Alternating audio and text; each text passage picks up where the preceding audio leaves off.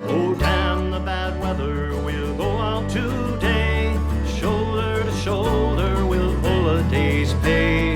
We'll work with the wind and we'll sail with the tide and haul the fish up from wherever they hide. We belong to the ocean for better or worse, and God will decide if it's blessing or curse.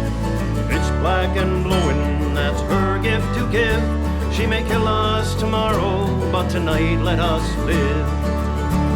So lightkeeper, make sure your flame's burning bright.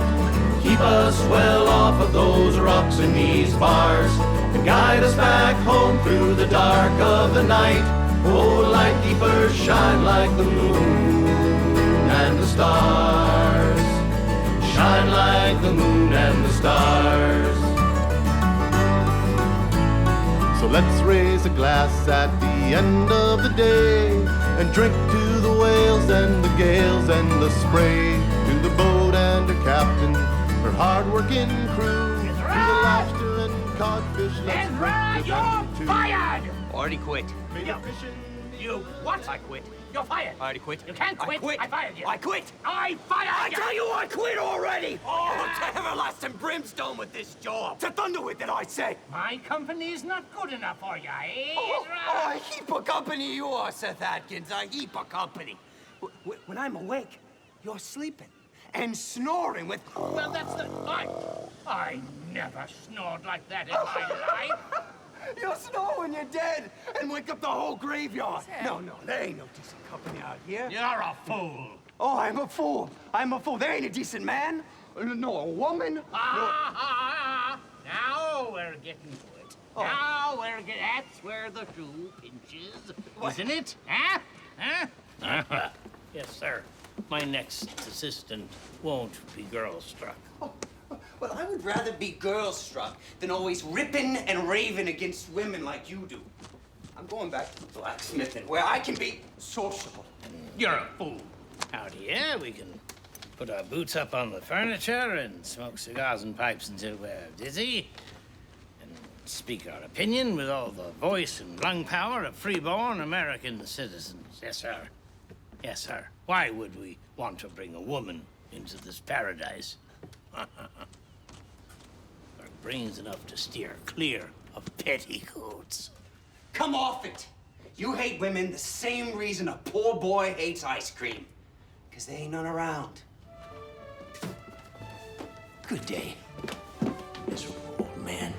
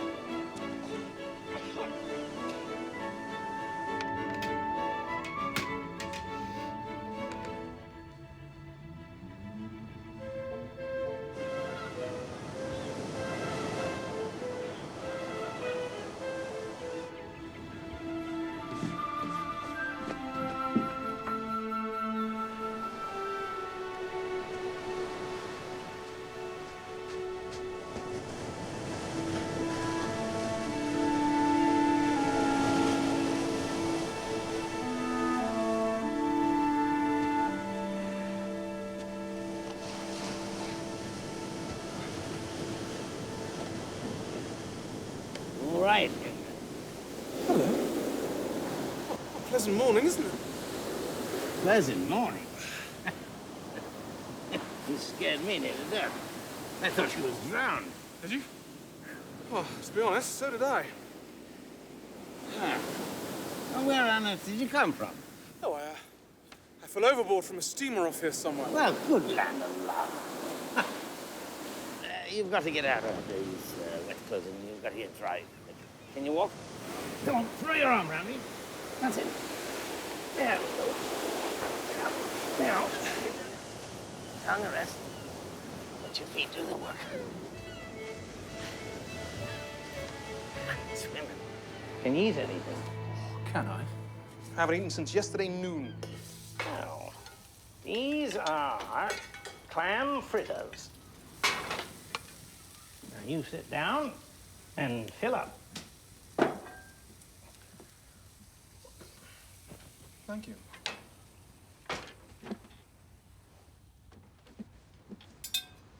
By the way, where am I?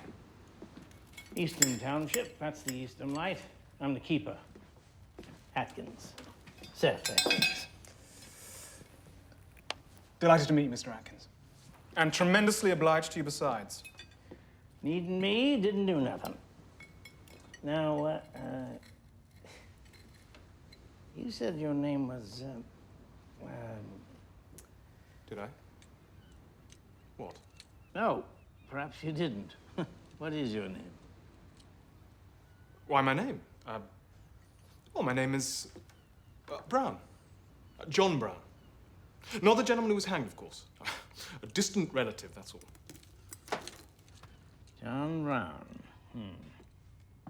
I don't suppose you know the name of the steamship you fell off of? Why? Well, I can't seem to remember. Isn't that odd? Yes. Or the port she hailed from? I suppose not.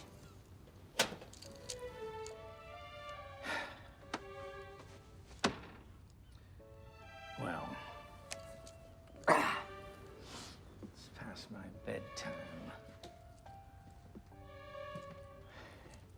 As I told you, my assistants left me all of a sudden with this government property. Normally, I would just turn in.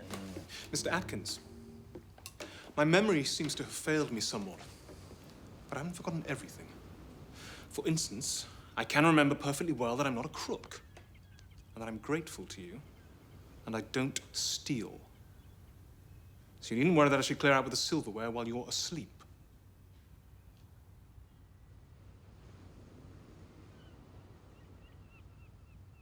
I'll risk it. There's tobacco and extra pipes on the mantelpiece, and there's a Bible on the desk if you're a man of faith, and there's more books there and there and there, there. If I ain't awake by 6 p.m., you wake me.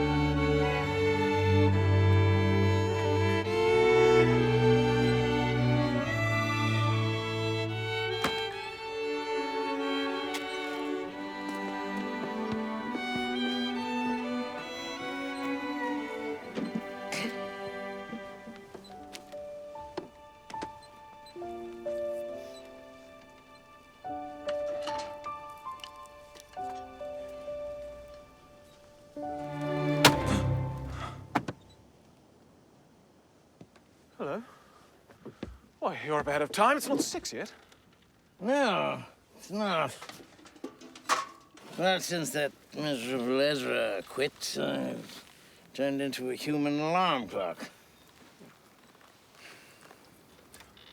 Mr. Brown, I assume that you want to let your family know you're all right, so we can telephone to Eastern Center. They have a telegraph. Thank you, but I couldn't think of putting you to further trouble. They don't know where I am, and, well, most of them at least don't care. So let's just leave it at that. Let's talk about yourself. You're lightkeeper here, yes? Maybe. And this lighthouse seems to be a good way from everyone and everybody. 5 miles from Eastern Center. And why? Just for instance. No neighbors, you said. There you want. Well, I noticed a bungalow just across the brook there. It seemed to be shut up. Oh, the cottage on the other side of the creek. Well, it's owned by two painting men from Boston way. House painters. Just joking. They come down every summer and paint the sand and the water and the sky. Seems a pretty silly job for grown men, but they're pleasant and folksy and they don't bother anybody. Atkins, you're not married? What? What did you say? I asked if you were married. Stop it. Just stop it. You asked if I was married. Why shouldn't I? Why shouldn't you? Why shouldn't you? Who made you ask me that? Who made me? Don't say words after me. Are you a man or a parrot? Can't you understand plain United States English? Huh? Now, who made you say the question you asked me? No, none of that, none of that. You'll answer me. Oh, it must be the mosquitoes. They must get through and puncture the brain after a time, I presume. What are you talking about? You're crazy. No, I'm not. Oh, you're not, meaning I am. Well, I'm not an expert in such cases. But when a perfectly simple, commonplace question sets a chap to pounding and screaming and offering violence, well, it's either insanity or an attempt at an insult. I've given you the benefit of the doubt. Well, I didn't mean to insult you. I'm not crazy. Beg your pardon for yelling and grabbing hold of you like that. Granted. Thank you. Yeah. Let's see. Let me see. So there was nothing special about the question. There was not. Married. A wife. What do you take me for, a damn fool? Let's change the subject. That assistant of yours, the chap who left a day or two before I arrived, what were his duties? Well, there was considerable. Stand and watch and sweep up and scrub brass and, you know, make himself generally useful. And in return, I tried to teach him to appreciate the light. Of course. Have you found a replacement? No. Fact is, I should have telegraphed right off to the superintendent. Well, perhaps you won't need to. Nah, of course I need to. It's regulations. I can't stay up day and night. Far be it from me to toot my horn, Mr. Atkins. But speaking as one discerning person to another, when it comes to an A1 first chop Lightkeepers assistant, I ask, what's the matter with yours truly? John Brown. You? Me. You are fooling. No, not a fool. No, I mean it. I'm here. I'm green, but in the sunshine of your experience, I agree to ripen rapidly. You're an able and well-educated young man. You're used to city ways and servants and the like. Well, how'd you know I've been used to such things? Well, like I hinted, I'm not a dumb fool. You're a rich man's son. The idea that you'd want to waste your days and nights in a godforsaken place like this? No. Nonsense!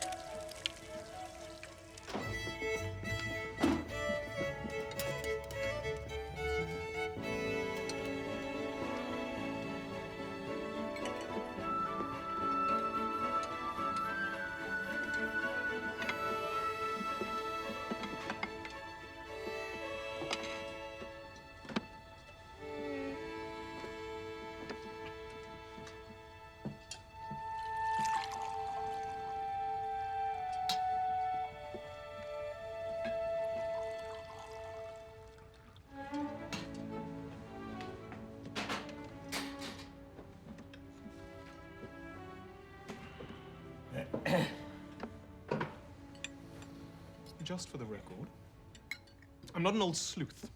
I don't have any ambitions that way. I don't know anything about you. Where you've been, what you've done. What I've done? Who said I've done anything? Who said that? It's a lie. What's a lie?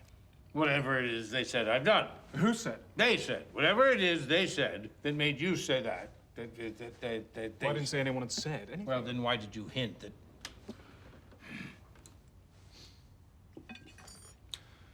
Call me when the patient recovers his senses. This delirium is painful to a sensitive nature. What did you mean when you said that? Oh, you were addressing me? Yes? Am I addressing you? By thunder, who else would I be addressing? And Mr. John Brown, if that's your name, which I doubt, you listen to me. Very well, Mr. Seth Atkins, if that's your name. I'm listening. Proceed. You said yesterday that you were interested in the job of assistant keeper at the Light here. I want the job. Well, one thing you do have to understand, whether you're here for 10 minutes or 10 years, there'll be no hints, no questions about me. Mind your own business. That's the motto at Eastham Lighthouse, as long as I'm boss. What do you think of that? Hurrah! Hurrah. Hurrah. You can't say anything sensible, even if you try. Joking aside, I don't see why in time I shouldn't make an ideal Lightkeepers assistant. Any brass to be scrubbed? Boss. I'll be gone most of the day. What do you say to having lobster tonight? Why not? Good. Fetch one out of my traps off the pier. You ever cook a lobster, have you? Well, it's simple enough. You just boil him in hot water till he's done. I see. Yes, I imagine if he was boiled at all, it would be in hot water. Water's got to be boiling before you put him in. See, the water's boiling, and then you souse him, you see? I see. How do you know when he's done? Well, when he looks done, he is done. Generally speaking. Yes, of course. He is done when he looks done, and when he looks done, he is done. Yes, any child could follow those instructions. And be very careful with these lobsters. If you're not careful, then dip you. That's why you use the dip net. And feed Joshua. Joshua? My horse.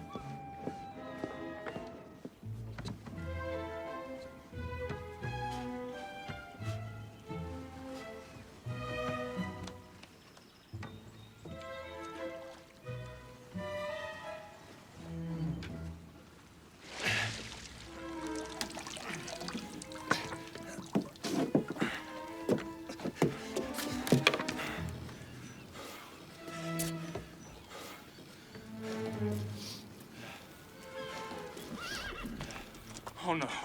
Joshua!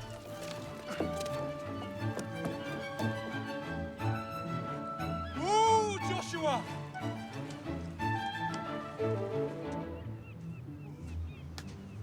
Stand still. Good horsey. Well, far be it for me to toot my own horn, eh? Toot your horn for you, you good for nothing. Ooh, Joshua.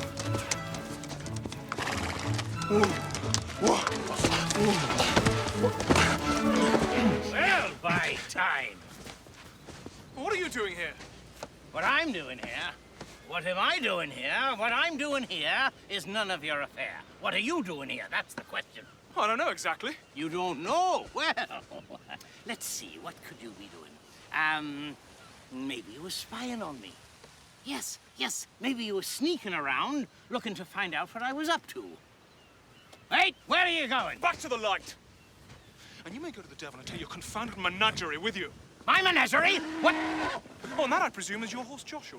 Well, if there are any more Old Testament patriarchs in the vicinity, I don't know where they are. And I don't care. I'm going to follow your advice and mind my own business. Hey.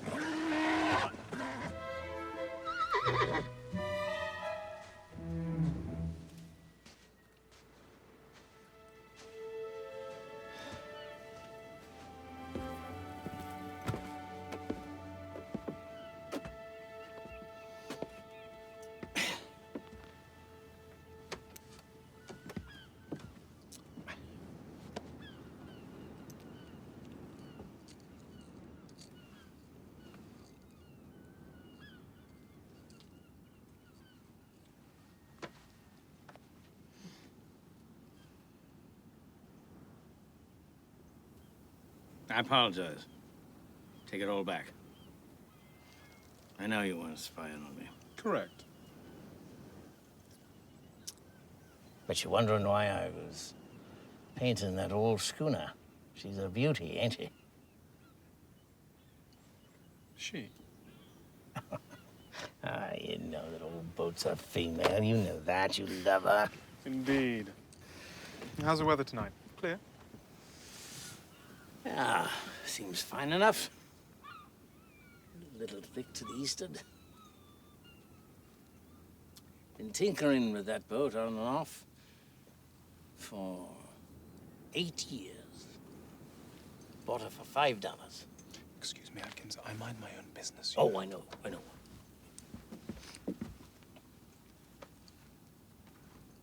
I got her because she reminded me of old times, you know? I used to command a boat like that.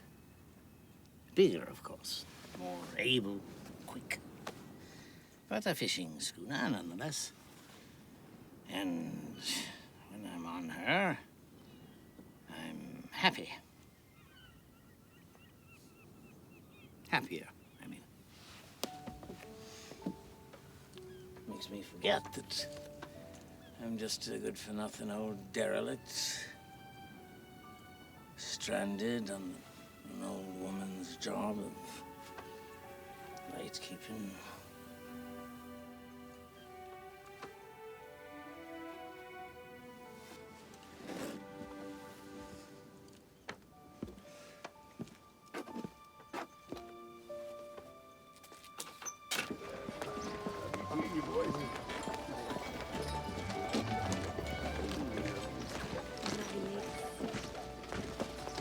Excuse me?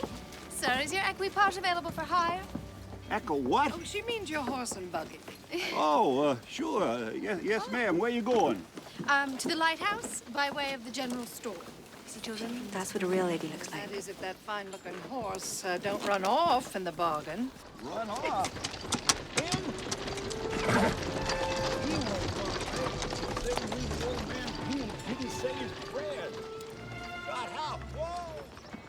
Hey, Seth. You hear about those 2 women that arrived on the down train? They's heading out to the light. You expecting some female company, are ya?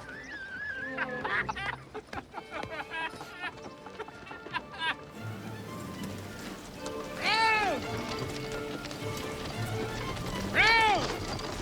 I say Brown! Whoa! Whoa! Brown!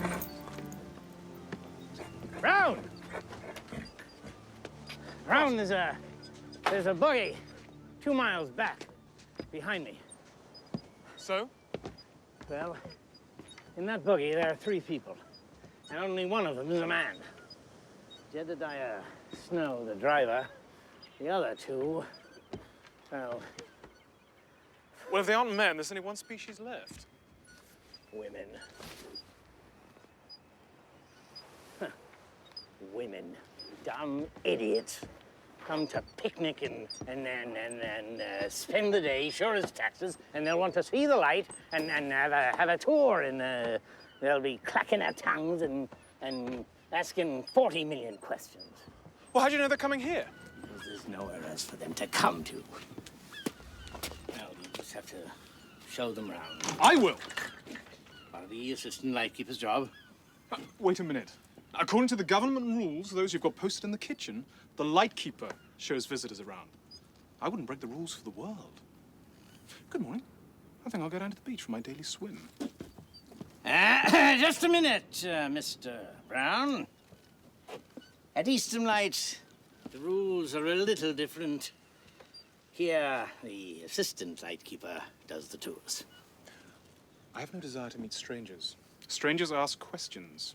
I don't like questions. I didn't want to be the one to bring this up, but you are under a certain obligation to me. After all, I am risking my job, keeping you here. There's civil service and all to go through, and we've skipped all that. I understand. So there are certain things you must do. And one of them is when women show up, you give the tours. And if you can't, out she go. Atkins. Wait.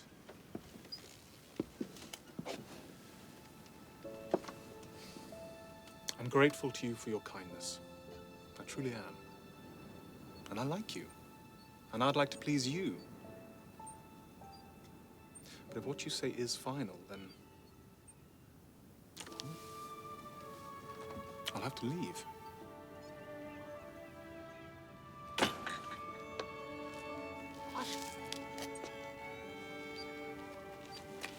Are you crazy? You'd quit? Why? I have my reasons. Upon my solemn oath, I cannot do as you say.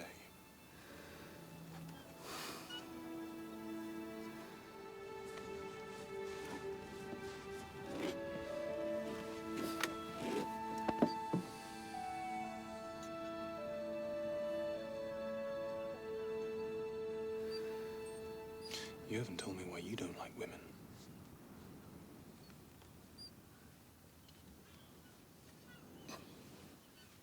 Because they're women. I just don't like them.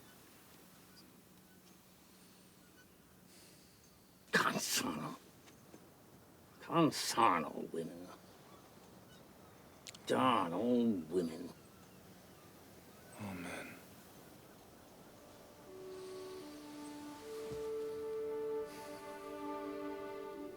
I was out on the flats t'other day with this horse, and the tide pretty nigh caught us. The water in the main channel was so deep it was clean up to the critter's garbage straight. Still, by the creepin', I couldn't get him out of a walk.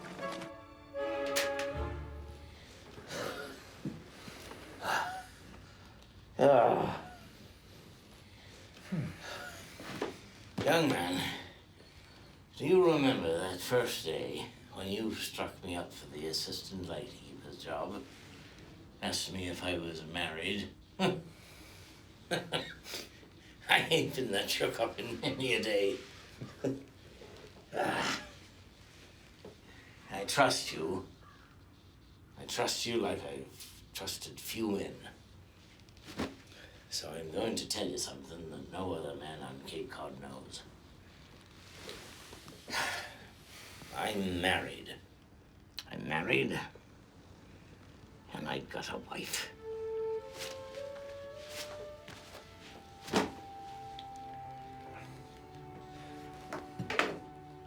Look, they're more than a mile away. We should be safe. Atkins, you don't have to give me any details. You know, I'm asking no questions. No. I've got to say it or I'll burst. All right. I was on the sea for so long, but I was way past 50 and I was still single, and everyone had written me off as an old batch. And then I met a woman. Her name was Emmeline. Always thought Emmeline was a pretty name. Emmeline's a very pretty name indeed. Emmeline was a real pretty woman for her age. She had considerable prejudice against me going back to sea, and so I promised her I'd stay ashore. And we was happy, real happy for a while. Then Benny D come. Consarn. Who was Benny D? He was her first husband's brother up from Boston way. He was different. He was a genius, they said. At least he said he was. An inventor. Although the only thing I saw him invent was a way of living without working. But his brother thought the world of him, and so before he died, he got Emmeline to promise that she'd always be kind to Benny D. And Benny D came to stay with us for a while, and he stayed on and on and on. But you can see where that was going. He and I never took a shine to each other, and Emmeline blamed me for it. One day, I passed the washroom, and she was crying. I walked in, and I put my arm around her, and I said, Emmeline, there's no need to cry. I know I'm not a great husband, but I'm doing the best I can for someone who wasn't a genius. And she interrupted and laughed and said, no, you ain't, that's for sure. And that was Benny D talking. And it got me mad. So I told her. One genius in the house was enough, and I left. Without a hat or dunnage. And when I got to the back door, I thought I heard her singing my name. And I waited to hear it again, but I must have been mistaken, for I didn't hear nothing. And so I left, and I never set eyes on her again. I'm sorry, Atkins.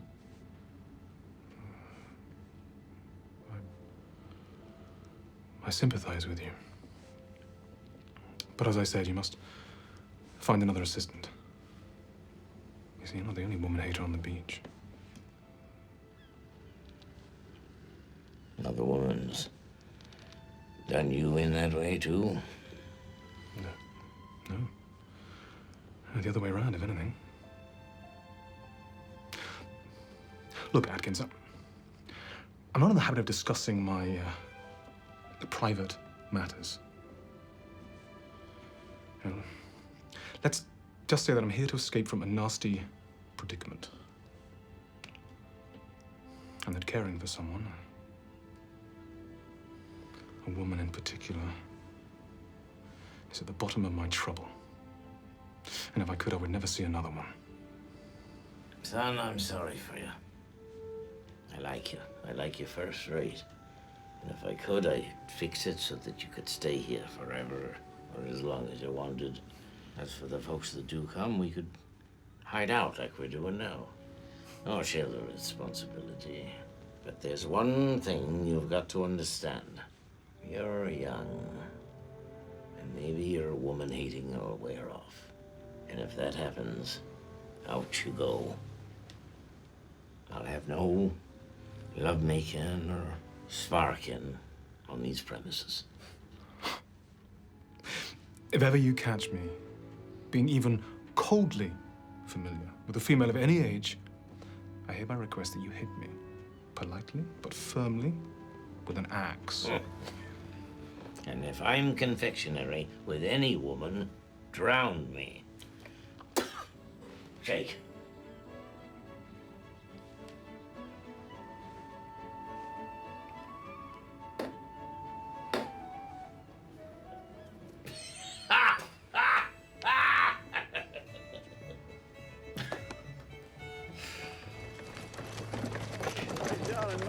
Cam the other day, I said, how much you want for that thing? Well, that was old Sam Nicholson, and he wouldn't bargain for that horse for nothing. I wanted to get him. Oh, Mrs. Bascom! Is this not the most beautiful place that you have ever seen? Oh, I shall certainly enjoy a summer here. Far from the madding crowds, ignoble strife. Just like Thoreau, we have to simplify. Simplify. Did that Thoreau fella bring a housekeeper with him, too?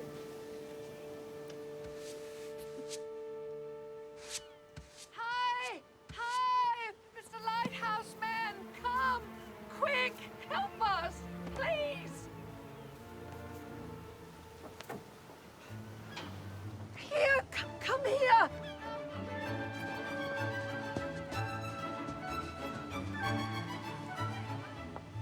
They'll eat us alive. Who? What? Wasps. Oh. I'm so glad you come. Here, take this. Hit them quick and hard.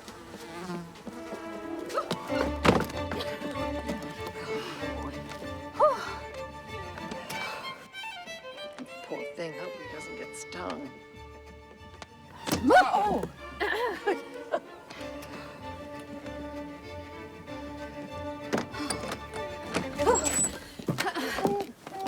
Have you killed them all? Be they all dead? Well, they seem to be. I'm so glad. We're much obliged to you.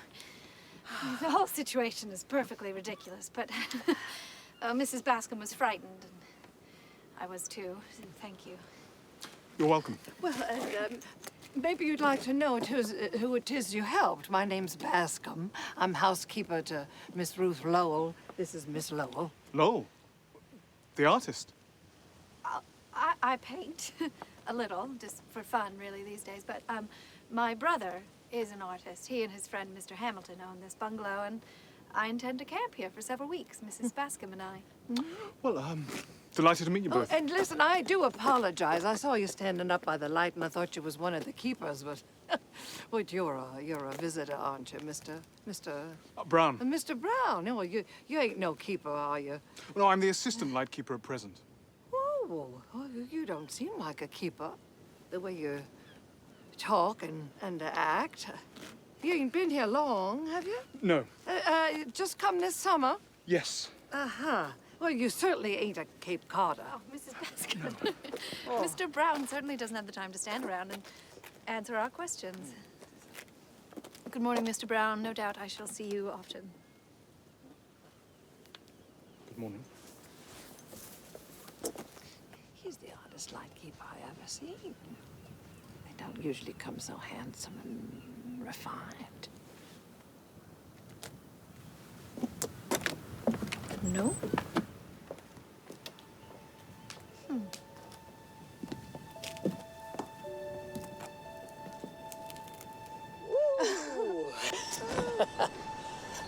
Birdies.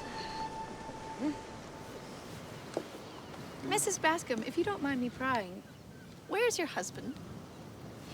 Well, he's either halfway around the world or dead.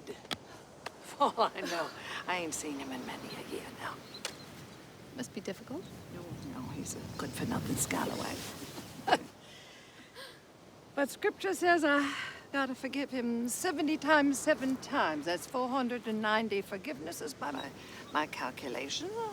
He's got about 6 or 7 forgivenesses left by my count. With all due respect, Mrs. Bascom, I don't think that Jesus meant the number literally. In fact, I don't think he meant to put any limit on the number of times that you're to forgive someone. Ah. Well, maybe so. You're a religious woman, Miss Lowell? Heavens, no. But I am a minister's daughter. Oh, were you one of them perfect church children? Oh, yes. Quite perfect. But, I'm afraid all that perfection, followed by a solid Radcliffe education, came with a healthy dose of cynicism. Sin or what? Doubt. Oh. So that's why a pretty girl like you ain't married him, because she's always doubting. Oh, I'm sorry. It ain't my place to talk so familiar-like with my employer. I apologize. It's quite all right, Mrs. Bascom. You're a very insightful woman. And perhaps you're right. The standards that I've set for a husband are a bit lofty.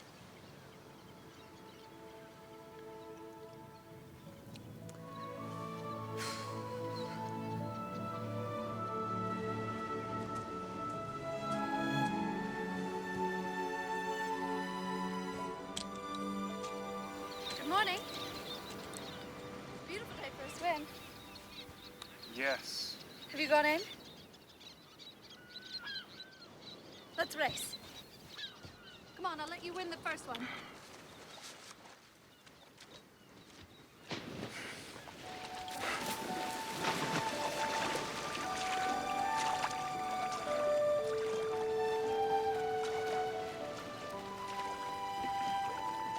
Well, you won that third one. Oh, I believe it was a tie. Does that embarrass you? That a woman should swim as well as you? Why ever should it? Well, you're a very strong swimmer, Miss Lowell. You must have practiced a great deal. Yes, I have. I never could get that side stroke, though. It's ever so much faster. Oh, it's simple, really. It's just a knack. Well, I could certainly teach you sometime. My brother has taught me, but Well, against my father's wishes.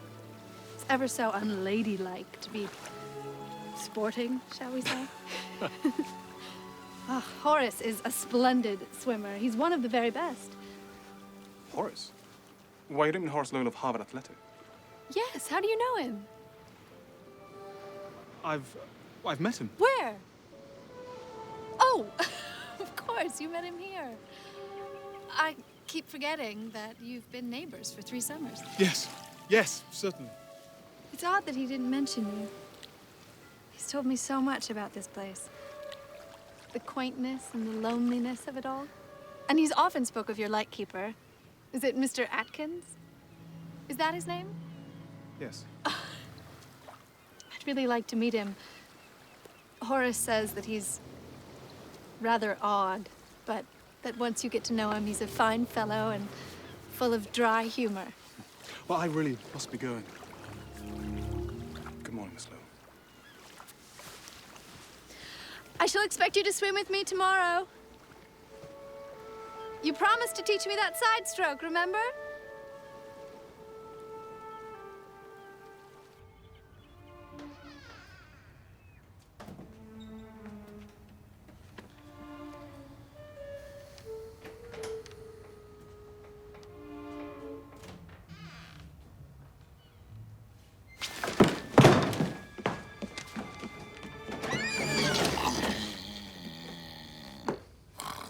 I must call the doctor at once. Either the doctor or the superintendent. If he's developed this habit, he's not fit for his job. Wait, where are you going? Oh, are you awake? Of course I'm awake. What kind of fool question is that? What did you mean when you said that you were going for the doctor or the superintendent? One or the other. Oh, this is dreadful. He walks in his sleep and snores when he's awake. No, I must call the doctor. Wait. Be calm, Atkins. Don't complicate your diseases by adding heart trouble. 3 times today I've caught you peeping at me through the crack in this door. Within 15 seconds of the last peep, I find you snoring. Therefore, I say that Belay, I was just looking to see what time it was. But you must have done it in your sleep. I was as wide awake as you are. Why were you snoring? You couldn't have fallen asleep between the door and the bed. Because oh, shut up. I will, provided you stop spying on me. Spying on you? Spying on you? Why would I do that? Well, no good reason. Because I have no intention of visiting our new neighbors. None whatsoever. Oh, I beg your pardon. I'm so sorry. I was uneasy. Having a beautiful girl landed unexpectedly right in the middle of us. How did you know she was beautiful? I never mentioned her looks. No, you didn't. But you forget, Mr. Brown, that I was young once, too. And to every young man, every young girl is beautiful. So there. Yes, well... Look, you just go back to bed.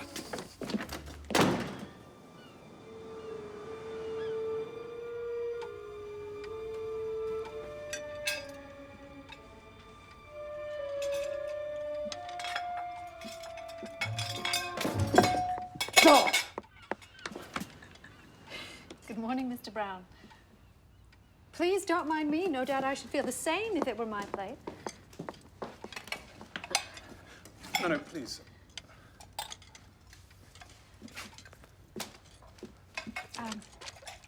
Is Mr. Atkins in? Yes, he's in, but May I see him? If he's busy, I can wait. And please, don't let me interrupt you. You were busy too, were you not? Yes, I was washing dishes. Oh. Yes, washing and sweeping and doing a scrubwoman's work are my regular employments. Indeed. Well, then, I'm just in time to help. No, I don't need any help, thank you. Of course you do. Everyone needs help with the dishes.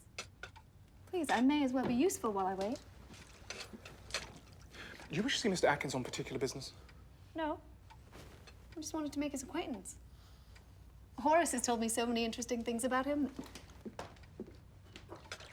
By the way, when did you say that you met Horace? Was it last summer or the summer before? I said, was it last summer or the summer before? I don't remember. Last summer, I think. You must remember. How could you forget anything that happens around here? I mean, so few things do happen, I should say. So it was last summer? Yes. That's odd. Shall I call Atkins? He's in his room. I say that that's odd because when Mrs. Bascom and I met you, you told us this was your first summer here. Do you wish me to call Atkins? He's asleep, but I can wake him. Oh, well, he's asleep. I didn't realize that. Yes, and frankly, I don't care to wake him, unless you take the responsibility. Why? Because, Miss Lowell, Seth Atkins is a woman-hater of the most rabid type. I'll wake him if you wish, but when he finds out why he's being roused, I won't take responsibility for the consequences. A woman-hater? You don't say. Well, jolly, now I'm crazy to meet him. Very good. Oh, I think he'll cure your lunacy. Wait a minute, perhaps I don't need to wake him right now. Just as you say. No, on the whole, I think I'll wait. I may call again.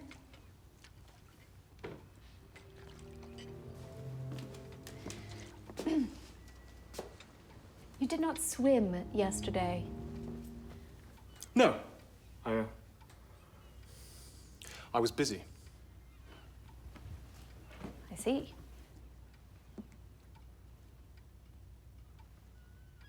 Good morning.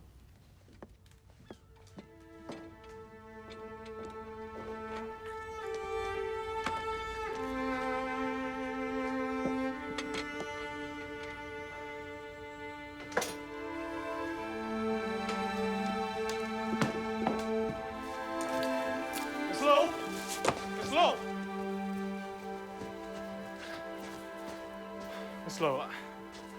I'm sorry I was so rude. If you're still so inclined, I could give you that lesson. 3 o'clock? All right. That is a rare and welcome comment from a man. Oh, Homo sapien, been a member for years. Homo erectus? Homo brutalis? Ruth, have you only met the worst of us? Is there another subsection? Why, Ruth, I think I just caught you in cliché. There are more things in heaven and earth than are dreamt of in your philosophy. Meaning? Meaning women don't have a monopoly on complexity. Oh, the traitor. And after all I'd done for him. By Judas, after all I'd done. Oh,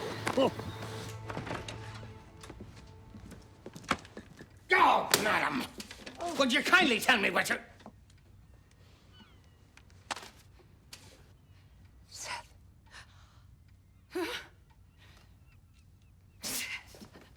Seth!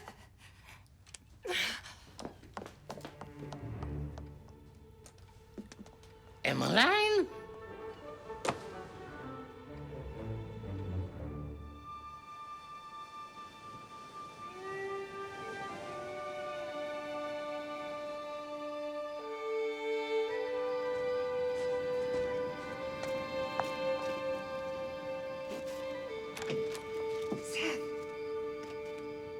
Seth, are you there?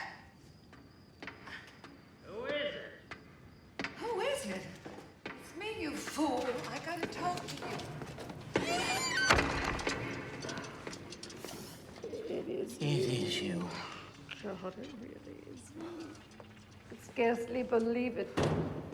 Really is you. It's you here. Yeah, it's me. And it's you. We're here. Both of us. Well, why in the world you should be, I don't know. Me? Me? I belong here. It's you. By time. I don't know why. Unless, of course, you're here because... Oh, what was that? Nothing. What was that? Nothing. Nothing, I guess. Listen, if you was flattering yourself with the idea that I came here to chase after you, you've never been more mistaken in your life. You sit down. You and I have got to talk.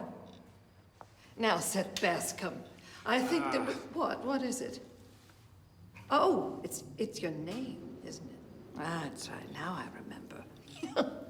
You've taken the name Atkins since we met. I didn't take any name. It was my middle name all the time, and you knew it. It was the Bascom that I gave to you.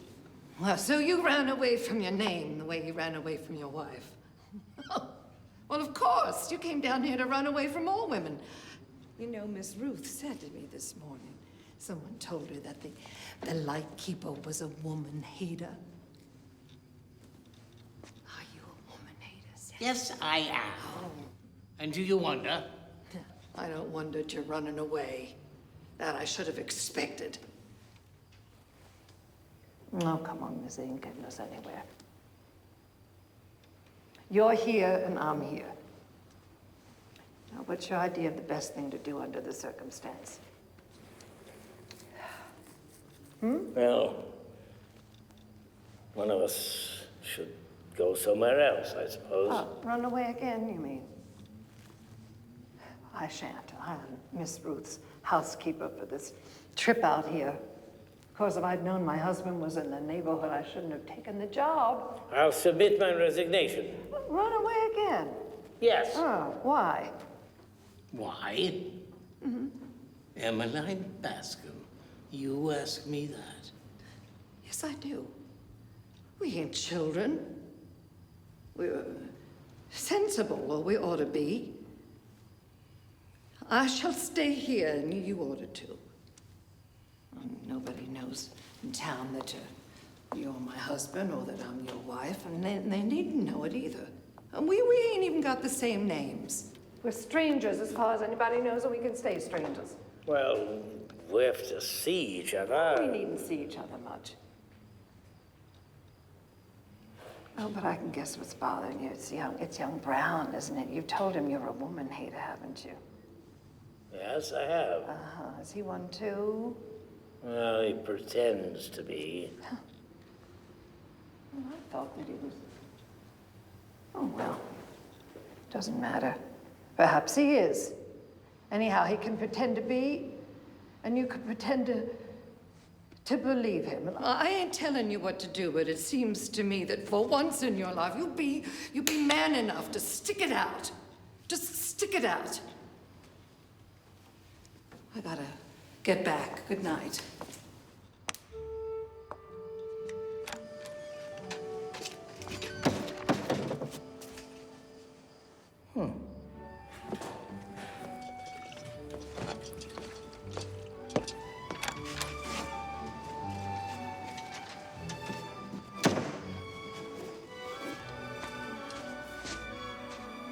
Emmeline, hold on.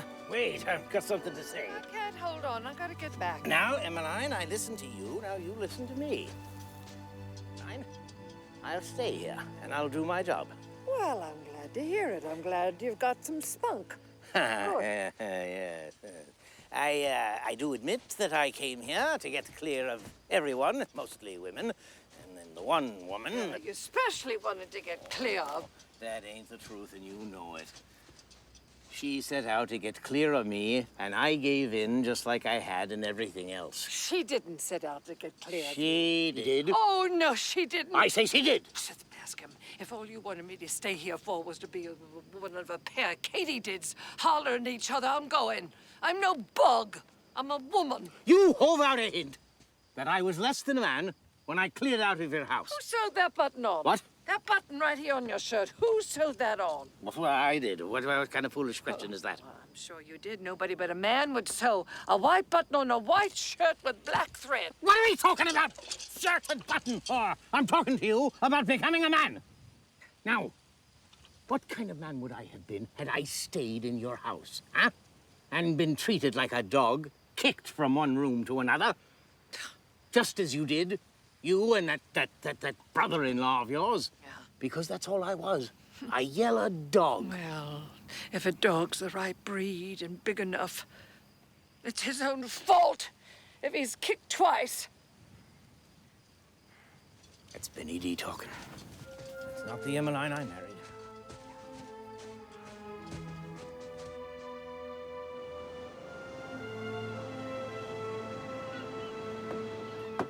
fog last night, wasn't there? Yeah, considerable. Well, those boots. They're so wet they look as though you'd worn them wading. Wading? What's that you say? I said those boots are so wet they look as though you'd worn them wading. Well, that's a damn fool thing to say. How could I be wading if I was up in the lighthouse all night? I don't know. I didn't suppose you had really been wading. I was joking. What on earth's the matter with you? Nothing. Nothing. He was joking, eh? Mm-hmm. Yes. Yeah. It would be funny. Funny joke, waiting up in the lighthouse. Yes, I get it now. I didn't get it at first, but now I got it. Yeah. Thought she was out of your mind. Like he was swimming around all night. So long, I've got to go to bed. Wait, what was that you said? About my, swimming, was it? Nothing. I was joking. Like you was joking about the wading, I was joking about the swimming. It was a joke. Yeah, very good.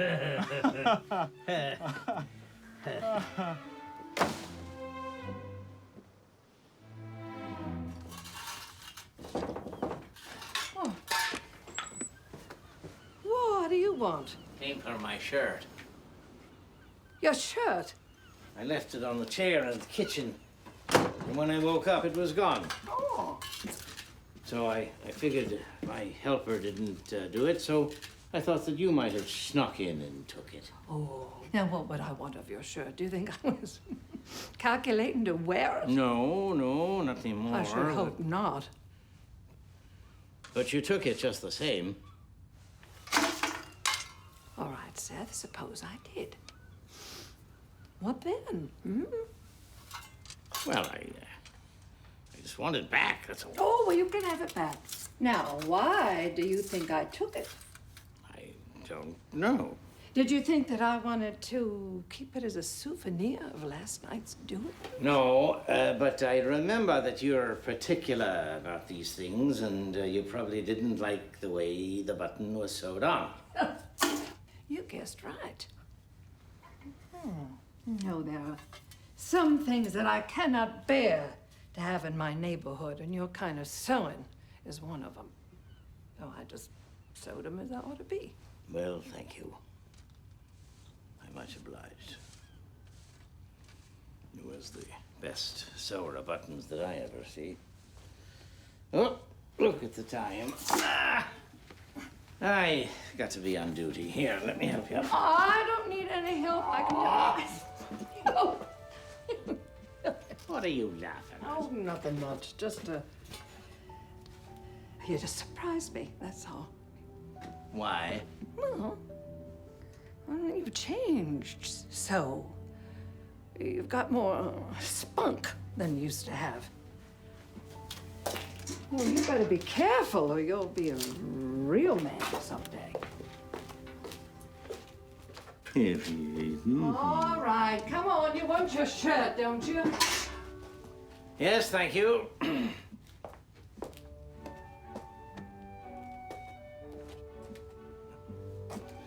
Now, they look like they'll stay on for a while. Much obliged.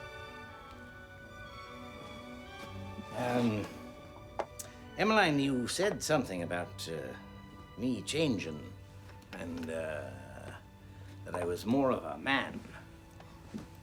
You ever suppose why? No. Well, maybe it's because I wasn't around. Hmm? No, Emmeline, it certainly wasn't that. And you know it. No, it's... The closer I am to the sea, the better I am. When I'm on salt water, I'm a man. And when I'm on land, I don't fit in, as you well know. And so keeping the light is the closest thing I have to being at sea. Ted, can I ask you a question? Why didn't you go to sea when you left me? I thought you had, of course. Why didn't you? Why didn't I go to sea? Mm-hmm. didn't I go to sea? But don't you remember? I promised you that I wouldn't go to sea again.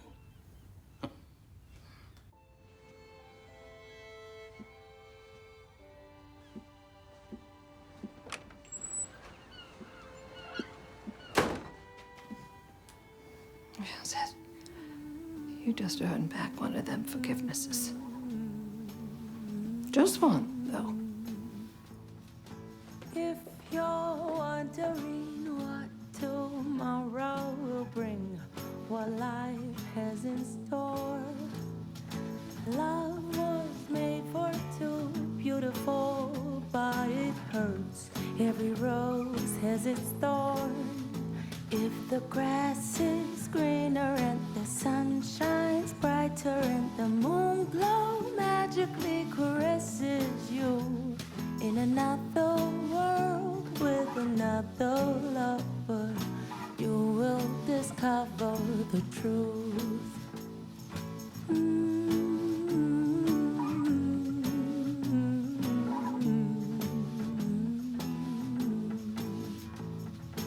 If the universe has an infinite number of possibilities, what a miraculous chain of coincidence led you to me.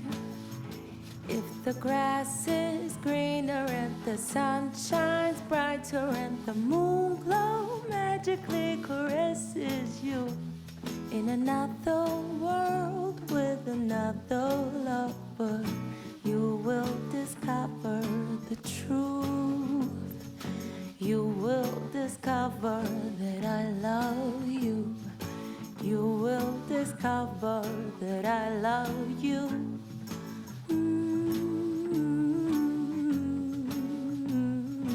I love you.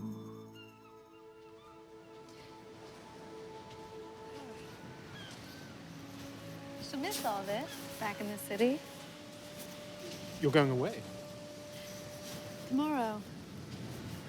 Going back to Boston and then to visit friends in the Berkshires, and then I might go join my brother in Europe. Tomorrow? Yes. Mr. Brown, Please, don't call me that. Oh, confound it. It isn't my name. I know. You do? You're Russell Brooks, the only son of Alfred Whitfield Brooks, the famous industrialist. Well, how on earth did you know that? Oh, it was simple enough. You weren't a lightkeeper, that was plain. You weren't used to doing housework or washing dishes, that was even more plain. So, in my next letter to my brother, I described you as well as I could. I said you were as good, if not a better, swimmer than he. And I asked for particulars. And he wrote back and said that the only fellow that he could think of was Russell Brooks. But what Russell Brooks from London was doing as a lightkeeper's assistant at Easton Light, he didn't know. And neither did I, but regardless, I was very happy to have met you in real life. Especially here, where I had no one to talk to but Mrs. Bascom. I certainly couldn't talk to Mr. Atkins by reason of his aversion to my unfortunate sex. Well, I'll tell you why I'm here. Well, I don't really have a right to ask. But I am dying to know. I'm just an unlucky idiot who jumped overboard from a steamer, tried to kill myself.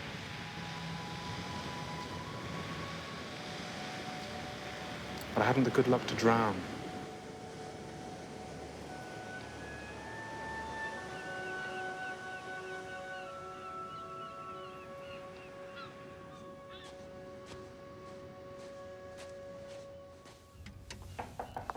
Yeah? Oh. Where's Mr. Brown? I believe he's asleep. Oh. Oh, well, I just come over to find out if you had any twine, because we were almost out. And, My apologies, but we've only got just enough for regulations.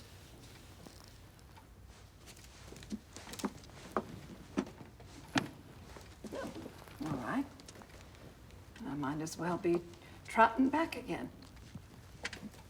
How did you two fare over at the bungalow during the gale? Kept dry and snug, did you? Yep. I thought maybe you'd be nervous and scared, being alone so. I got used to being alone. And as for Miss Ruth, I don't think she's scared of anything. It was considerable a gale. I thought myself I'd go over during one. So did I. I could see your shadow moving around up there once in a while. Now, what made you come out on the gallery at the worst of it last night? I didn't come out on the gallery till after midnight. What was you doing up so late? With such a racket, a body couldn't sleep. But you was looking at the lighthouse, Emmeline. Was you looking at me? Was you worried about me? Oh, hush now, you'll wake the other woman hater. Oh, I don't care. I don't care if I wake up all creation. Was you worried about me as I was worried about you? Go on. Hey, answer me!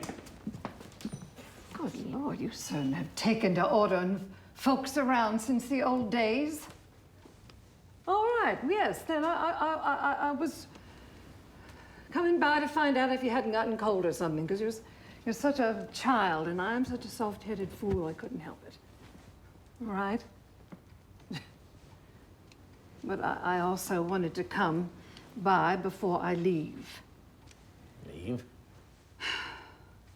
What do you mean, leave? Just what I say. Miss Lowell's going to Boston tomorrow, I think, and I'm going with her. Well, you're coming back. Why? Why should I come back here? My job's over. So goodbye, Seth. It ain't likely that we'll meet again. In this life.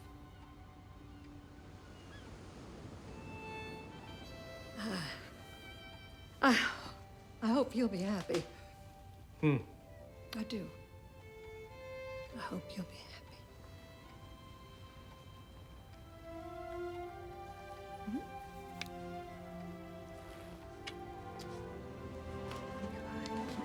Goodbye.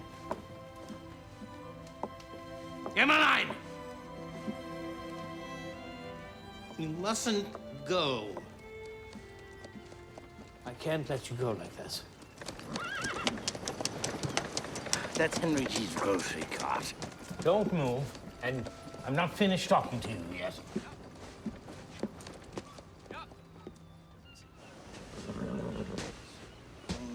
Hello?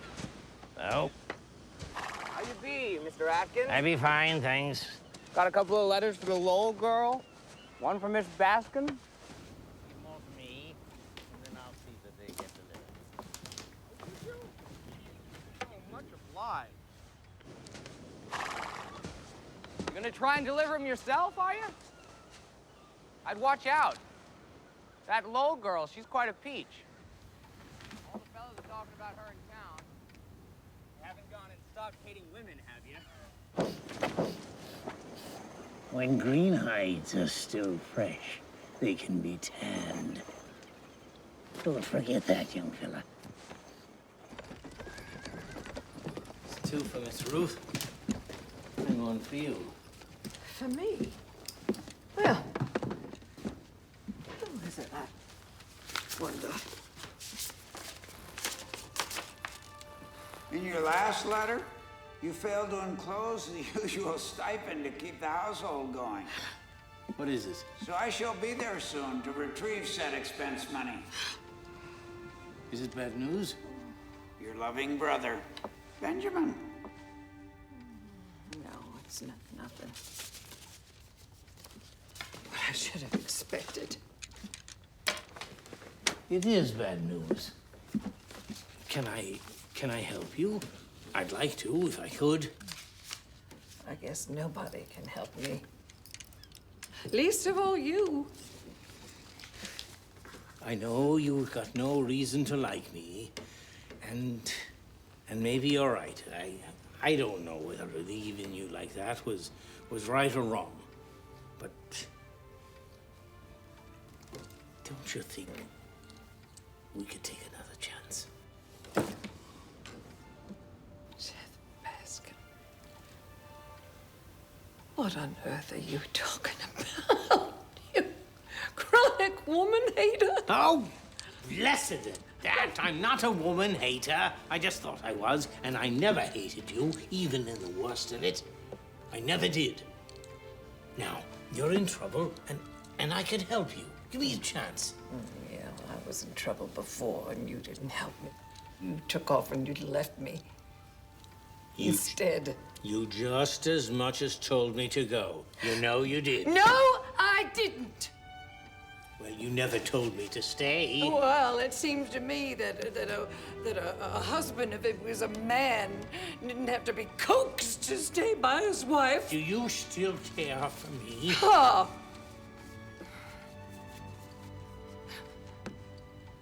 Yes,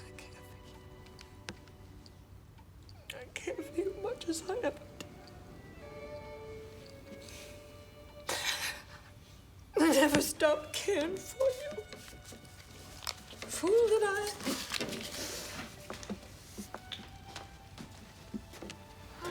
But as for living with you, running the risk of being... You won't be running any risk. I'm sure. No. Yeah. The worst fault you had with me was that you thought that I was too much something or other, not enough of a man. Good Lord! I'll show you what a man is. You give me the chance and I'll never give you reason to think that I'd leave you again. Now, you're in trouble. What is it? I gotta go. Goodbye. Emmeline, you're still married. I won't let you go without... What are you asking me for? To forgive you? Mm-hmm. Well, I suppose I can. Yeah, I got just about one more forgiveness in me. You could have it. But if you're asking me to come and live with you, have a life together again, now, that's another story altogether. You broke our marriage covenant. So did you. No! By running off and leaving me like you did. So my answer is no. All things considered, that's best.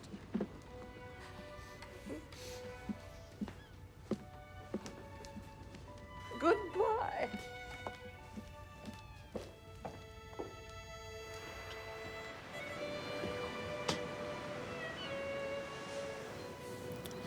You see, I was engaged to Miss Anne Davidson against my father's wishes. She was in the unfortunate position of having been born into a family with no money, and thus father forbade the marriage. But I loved her. She was wonderful. I mean, I'm just a low-down chump. She was? You speak of her in the past tense. If only I'd been man enough. You see, my father summons her father into his presence and then sails into him about his daughter not being fit for any son of his. Treated him with such contempt that I was embarrassed to be his relation. Then he threatens to cut me off without a cent if I continue to see her. Well, I defied him. I told father I would marry her no matter what. And his response was to see me damned first. And possibly he may. Must have been a charming pair of pepper pots. What about her? Was she willing to wait until you made your own living? Or... I think certainly if I really cared for someone, I'd happily wait years. She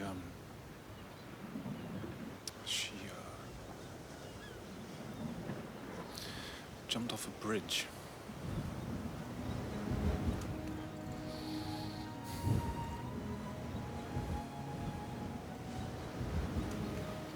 See, all my life I've been trained to be a genteel, inept loafer. Perhaps here, away from butlers and chauffeurs and so-called friends who are so unconnected to what's of real importance. Or perhaps here, in this place, I can learn to be worthy.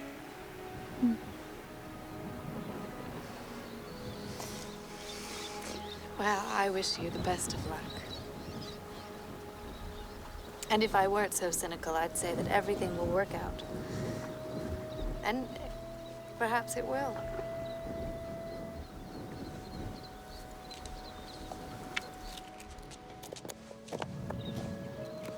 Miss Lowe, so I shall see you again.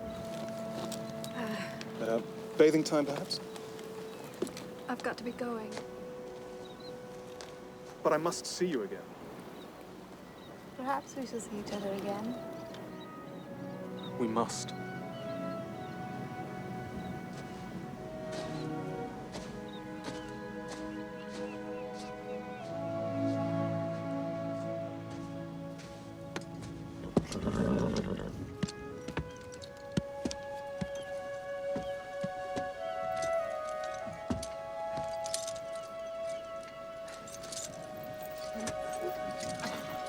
Walk on! Walk on!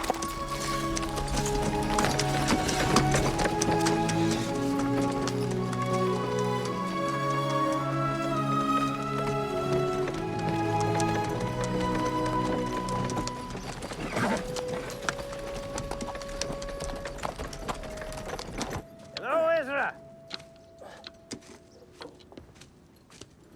Ah, Seth Atkins. What do you want? I need some work done on my horse. The left hind is loose. Okay? That's all. Oh. I'm busy. Ah, well, you're not so busy as to turn down work, are you? If you are, you're richer than I ever knew, and I pay cash. You understand? Cash. Let's see it. Let's see the work.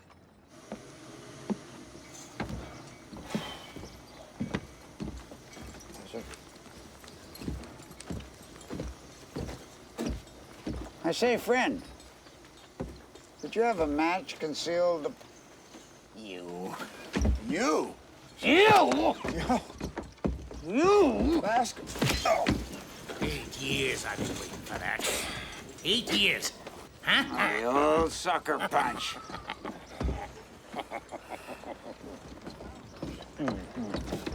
You know, before this disagreeable interview is ended, I'm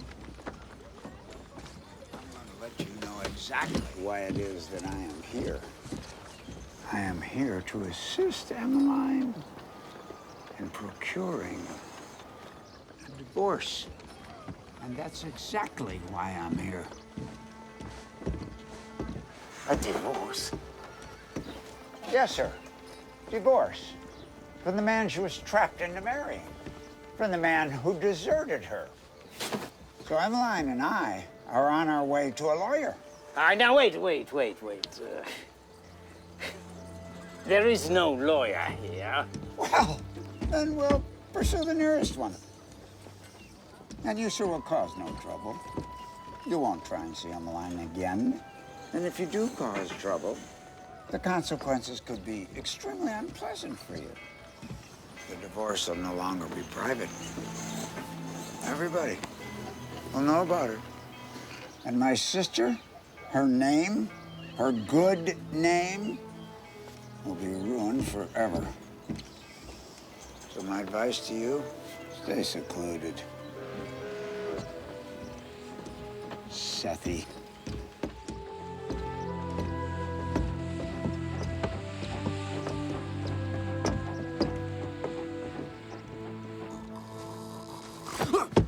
Where's Joshua? Oh, gosh. Oh. Where's Joshua? I declare, Seth, I completely forgot about your horse. You forgot about my I'll fix horse. your horse, Seth. Come on. Hey, what's gotten into you lighthouse folks anyway, okay? What possessed the whole lot of you to come to town all at once? What do you mean, a whole lot of us? Well, I've seen at least 2 of you this afternoon. You know, that Bascom woman, she's been by here twice. First time she come by with one of Snow's livery boys driving her. Then just before the rain came, she come by here again with another pilot in the team. What'd he look like? Stranger. What do you look like? Smooth face, real Jim Dandy, fancy suit. All right, no. Which road did they take? Was it the Cape Light Road or some other? No, they wasn't heading to the light. They took the other road, probably Orleans. Orleans. Judge Gould is in Orleans.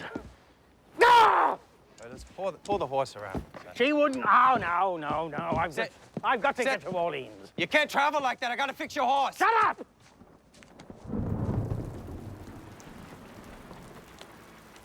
Dear Miss Lowell, I could not say it this afternoon, but I must say it now or it may be too late.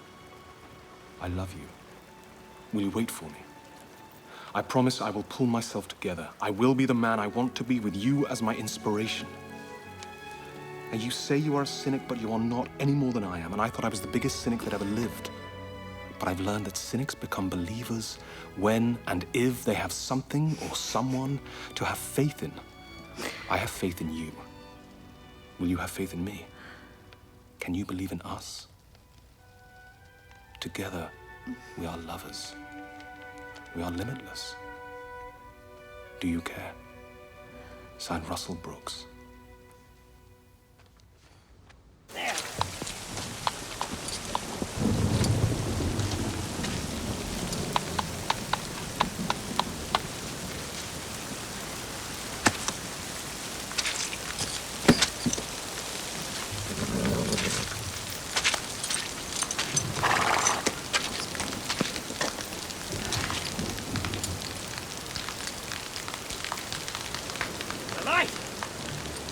Oh, my body and soul!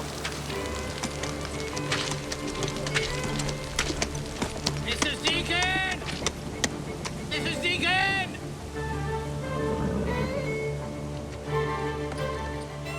Who is it? It's Seth Atkins. What? What's the matter? My horse has gone lame, and I need to light the light. I'll put Joshua in your barn and borrow your son's dory, if that's all right with you. No, if you don't mind, I'm sorry. I'll replace the feed and hay tomorrow, but I can't leave now.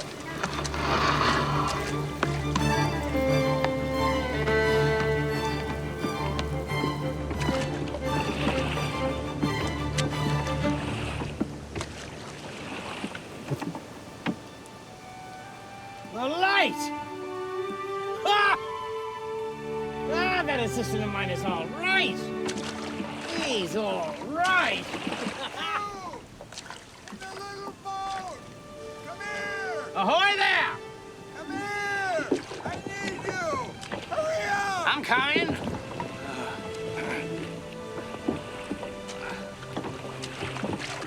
Over here! I'm coming. Your shirt on. There's a lady with me. We need your assistance. Can't you move any faster? Ahoy! Don't get all head up. I'm coming. Lord! Please! Lord Almighty! Seth! What in heaven's name are you doing out here in this weather? Oh, Seth, it was all a mistake. You know, we got lost, and the rain was so awful. And we got out of the buggy to stand under some trees to keep dry. And the horse got scared from some fallen limbs, and then run off. And we were stranded. Thank God you came and saved us. Now I'm gonna take you far away from him and take you home. No. She is home. And she's staying home here with me. What? ain't you, Emmeline? If you want me, Seth. What are you talking about? Are you saying you're gonna leave me? You promised your dying husband that you would take care of me. I know what Scripture says, that I ought to respect and obey my husband. But I've got some startling news for you, my dear Benny. In the eyes of God, Seth is my husband. He is the only husband that I gotta respect and obey. Pleasure to see you again, Mr. Bennett. I don't think that's very nice.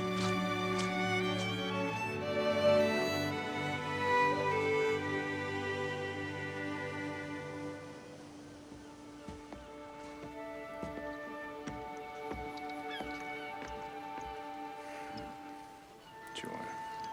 I suppose it's my job to clean this up.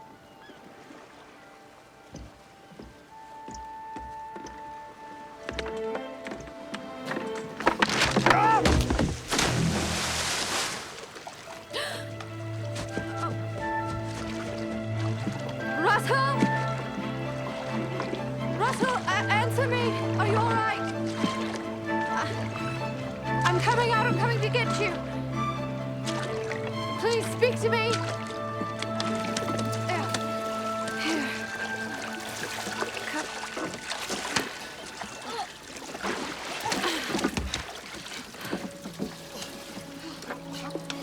Are you all right?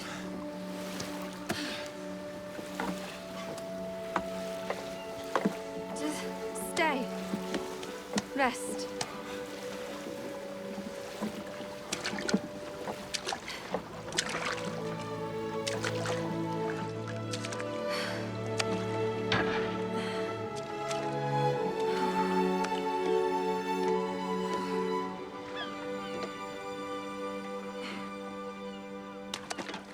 What are you...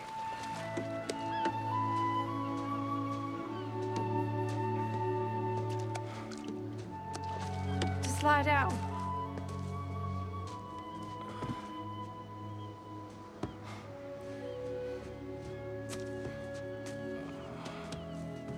You all right? Are you feeling better?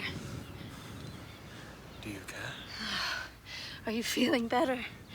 Did you get my note? The note I put under the door. Answer me. Do you feel all right? You answer me. Did you get my note? Don't try to get up. I'm Just all stay right. here. I'll go get you some... Don't go. Ah. No, if you go, I think I might faint. No, you won't. Just stay here and I'll get you some brandy. Ruth Lowell, if you go away now, I will go with you if I have to crawl. Maybe I can't walk, but I swear I will crawl after you on my hands and knees unless you answer my question. Do you care?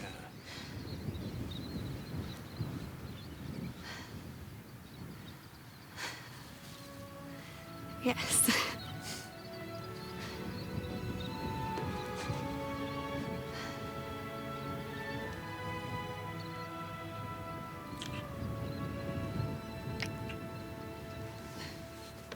You know, I'm going right over to the bungalow. I'm worried about Miss Ruth. And you find that young man, because you and me got something to tell him, and we might as well get the telling done as soon as possible. Oh, he is in for some shock here, Mr. Brown, being the avowed woman hater he is. No, I think if you look closely enough, I don't think he's such a desperate case. Seth, you know, it's not too late to back out. You still can, you know. Back out? Back out? Emmeline, that's... I wouldn't back out if you...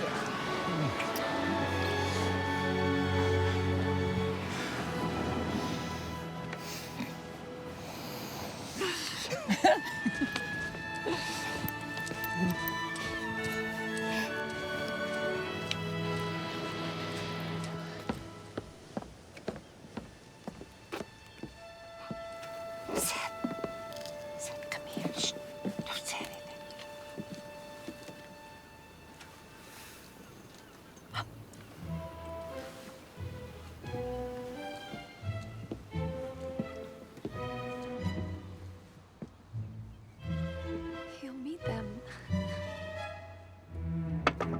What are you doing here with a woman, Mr. Brown? Considering the agreement that you and I had, I would think that I deserve some trifling explanation. Well, as a matter of record, I do have something to say. Firstly, my name isn't Brown. It's Brooks. Russell Brooks. Secondly, this young lady is Ruth Lowe, a painter of heaven-high talent and the woman I'm going to marry. Thirdly, you'd better get used to having us around. Because I'm your assistant now and from now. And you still have to teach me about the light. And lastly, it wasn't a woman I was running from. It was my father, whom I shall see one last time. When I, politely but firmly, rip his trust fund up in his face.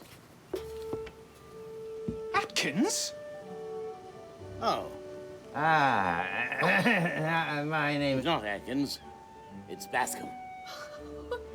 And this is the lady that I married over 8 years ago.